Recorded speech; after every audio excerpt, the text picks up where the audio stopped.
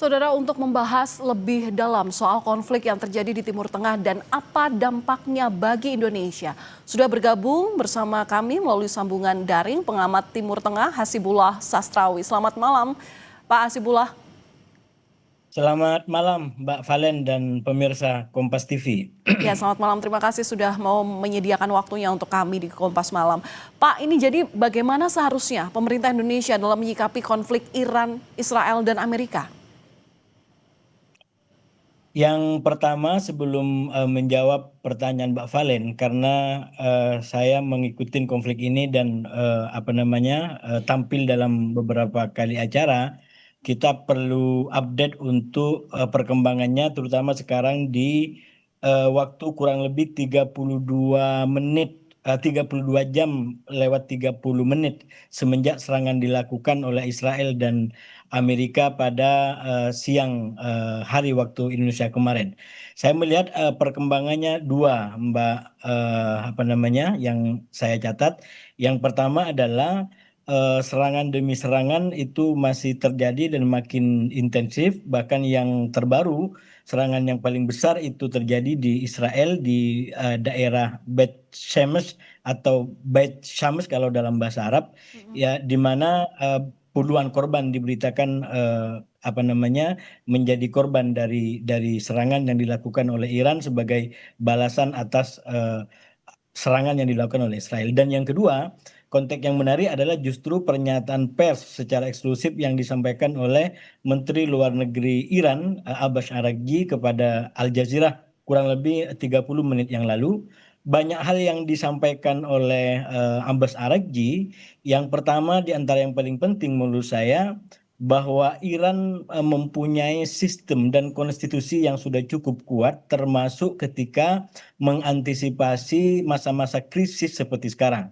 Dalam pernyataan yang disampaikan Araghchi bahwa sekarang sudah mulai terbentuk yang namanya Dewan Kepemimpinan Transisi yang dipimpin dari tiga unsur, yaitu dari unsur Presiden Iran Mas'ud Pezeshkian, kemudian dari unsur Mahkamah Agung, dan juga dari unsur Dewan Penjaga Konstitusi. Nah, Dewan ini akan menjalankan roda pemerintahan dan kepemimpinan pada masa-masa transisi. Dan yang kedua yang sangat sangat kuat menurut saya pernyataan Abbas Araghchi bahwa kurang lebih dalam 1 hari atau 2 hari ke depan kemungkinan akan sudah mulai terpilih pengganti daripada Ayatullah Ali Khamenei sebagai pemimpin tertinggi. Nah, itu artinya kurang lebih dua hari lagi paling lama Iran akan kembali pulih sistem kepemimpinannya dalam bentuk piramida yang selalu sampaikan bahwa serangan kemarin berhasil membunuh beberapa orang yang berada di ujung tertinggi piramida kepemimpinan.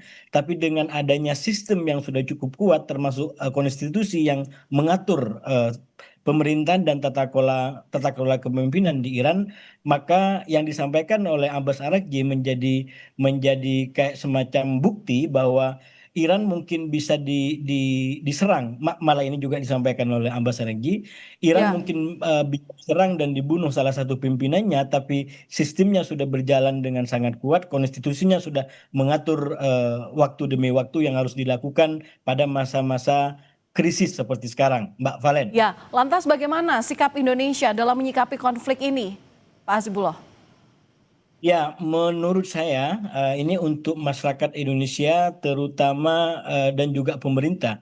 Kepada masyarakat menurut saya karena masyarakat kita memiliki kecenderungan untuk dukung mendukung. Jadi Ya. dan sekali lagi karena ini juga sifatnya emosional dan tokoh penting, jadi masyarakat akan menempatkan dukungannya berdasarkan mungkin warna-warna atau mungkin keadaan-keadaan kebudayaan tertentu dan dari situ kemudian merasa mendukung yang satu dan tidak mendukung yang lain. Itu adalah sikap umum daripada masyarakat yang memang di Indonesia itu menjadi ciri khas. Nah, yang paling menentukan menurut saya dan ini harus diperhatikan justru oleh pemerintah.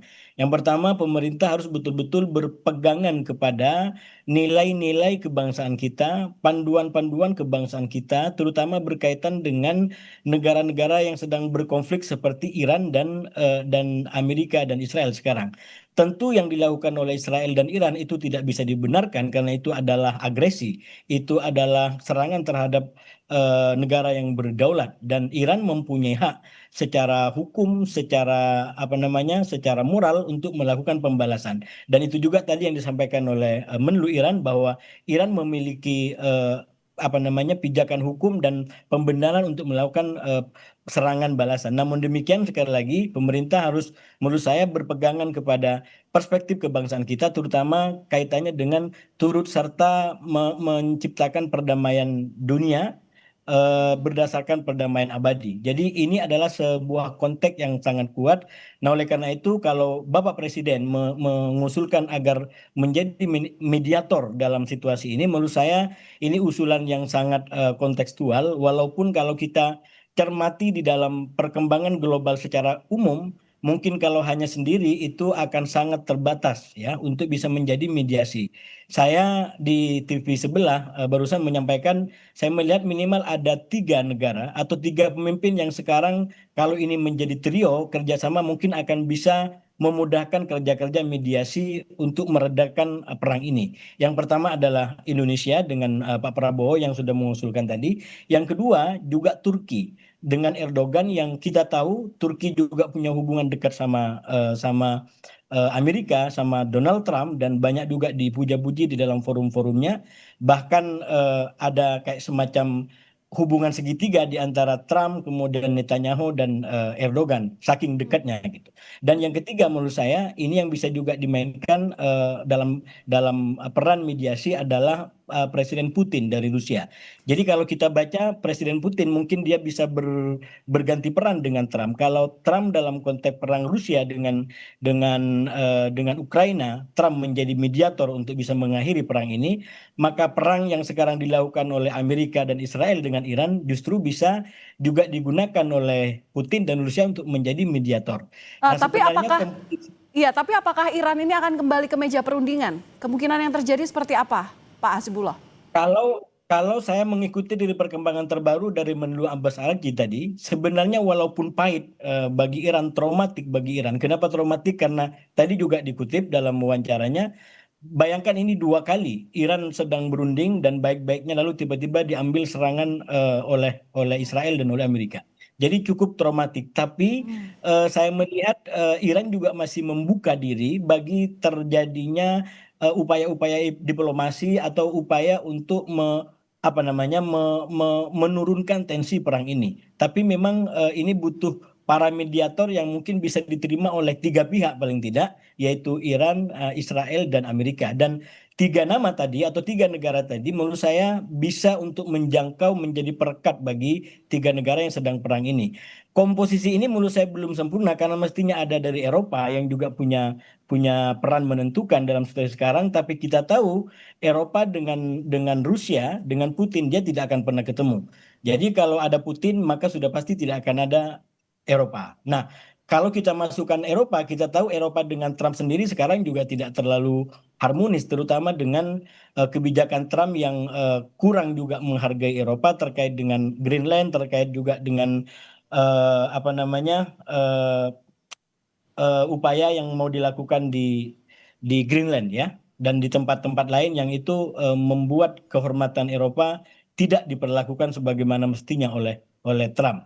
Nah, oleh karena itu formula 3 negara dan 3 pemimpin ini menurut saya bisa untuk mungkin saling memulai upaya mediasi. Sekali lagi, upaya mediasi ini penting karena ini dampaknya sudah mulai kemana-mana dan mulai menyangkut kepada kepentingannya banyak pihak, bukan hanya regional Timur Tengah, tapi juga berkaitan dengan kehidupan dunia secara umum. Nah, yang perkembangan terbaru juga yang menurut saya ini juga akan menentukan ke depan kalau komunitas internasional tidak segera mengambil inisiatif, ini sekarang lagi posisinya wait and see adalah negara-negara Arab Teluk. Negara Arab Teluk ini kan sudah diserang sedemikian rupa oleh Iran Dan lagi-lagi dalam perkembangan terbarunya, menlu Iran cukup kewalahan menjawab pertanyaan-pertanyaan dari Al Jazeera karena kenapa kok kemudian yang diserang justru negara-negara Arab Teluk. Jadi Iran tetap bersikukuh bahwa itu adalah serangan bukan ditujukan kepada negara-negara Arab Teluk, tapi itu ditujukan kepada pangkalan Amerika yang ada di negara-negara ini. Tapi persis seperti ilustrasi duri dalam daging, walaupun yang ditarget adalah durinya, tapi dagingnya yang ada di sekitarnya juga terkena. Dan itulah sekarang yang dirasakan oleh negara-negara Arab Teluk yang menjadi terdampak secara langsung dari perang ini. Nah, pada perkembangan 32 jam lewat 30 menit ini kurang lebih saya mencatat ini kalau negara-negara Arab Teluk nanti menjadi konklusif berkaitan dengan sikap yang akan diambil ke depan, maka ini akan bisa membawa perang atau dimensi baru di dalam perang ini. Minimalnya yang saya baca adalah bahwa mungkin negara Arab Teluk bisa meredefinisi ulang yang disebut sebagai musuh. Kalau saya menggunakan terminologi redefinisi, karena kalau kita merujuk kepada katakanlah peristiwa rekonsiliasi yang terjadi di antara Arab Saudi dengan Iran pada awal tahun 2023 lalu, maka sebenarnya praktis yang menjadi musuh bagi negara-negara Arab Teluk atau negara Timur Tengah secara umum itu hanya Israel. Dan ini berbeda dengan situasi atau definisi musuh bagi negara-negara Arab di Timur Tengah sebelumnya, di mana ada dua, yaitu Israel di satu sisi dan Iran di sisi yang lain, karena mereka juga sempat ada masalah. Tapi dengan adanya rekonsiliasi per awal 2023, maka secara efektif yang menjadi musuh hanya Israel, karena Iran lalu kemudian sudah diterima bahkan hubungan sangat baik termasuk dengan Arab Saudi, termasuk dengan negara-negara lain di Qatar. Nah, dalam situasi perang ini sekali lagi kalau situasinya tidak membaik dan kemudian Iran dimasukkan kembali sebagai musuh dan dijadikan alasan yang sah untuk diserang karena memang sudah menyerang mereka, maka menurut saya ini juga akan mengubah peta persekutuan, peta permusuhan di negara-negara Timur Tengah. Dan mungkin kalau itu dilakukan, justru yang menjadi musuh bersama itu adalah Iran dan secara tidak Ya, langsung justru negara ini akan lebih dekat dengan Israel, iya Pak walaupun Hasibullah. sekarang mereka sudah dengan Israel. Iya, maaf saya potong, kami paham maksudnya. Tapi konflik yang terjadi ini baik langsung maupun tidak, ini kan pasti akan berdampak pada Indonesia. Baik posisi Indonesia dalam hubungan internasional, serta dalam hal ekonomi pasti. Nah, rekomendasi apa yang bisa Anda berikan pada pemerintah mengenai hal ini? Yang pertama, menurut saya pemerintah sekarang dalam situasi perang yang terus meningkat harus betul-betul melihat dan mengkaji situasi lapangan, terutama melalui semua kedutaan besar, Bapak Duta Besar kita di wilayah-wilayah konflik ini, untuk memastikan perlindungan dan apa namanya keselamatan bagi warga negara. Sekali lagi itu adalah mandat konstitusi yang paling penting.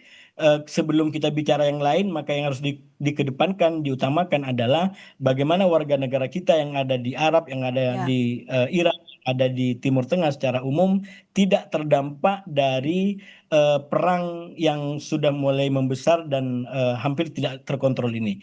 Dan sekali lagi ujung tombak daripada kebijakan yang bisa diambil oleh pemerintah adalah Bapak Duta Besar yang berkuasa penuh di wilayah masing-masing untuk memapping dan memeta kondisi lapangan dari warga negara kita. Langkah-langkah yang dibutuhkan menurut saya itu harus ditimbang secara cepat. Saya di TV sebelah barusan dengan Bapak Dubes kita di Iran, dan menurut saya bagan analisanya saya sampaikan ini bisa mengikuti bagan bahwa ke depan kemungkinan yang terjadi adalah di antara dua skenario, yaitu skenario perubahan rezim secara paksa yang itu diinginkan oleh Amerika dan Israel, atau justru skenario penguatan atau pembaharuan revolusi Islam Iran. Jadi konteksnya itu adalah dua dan itu akan melahirkan dampak dan ancaman keamanan yang berbeda.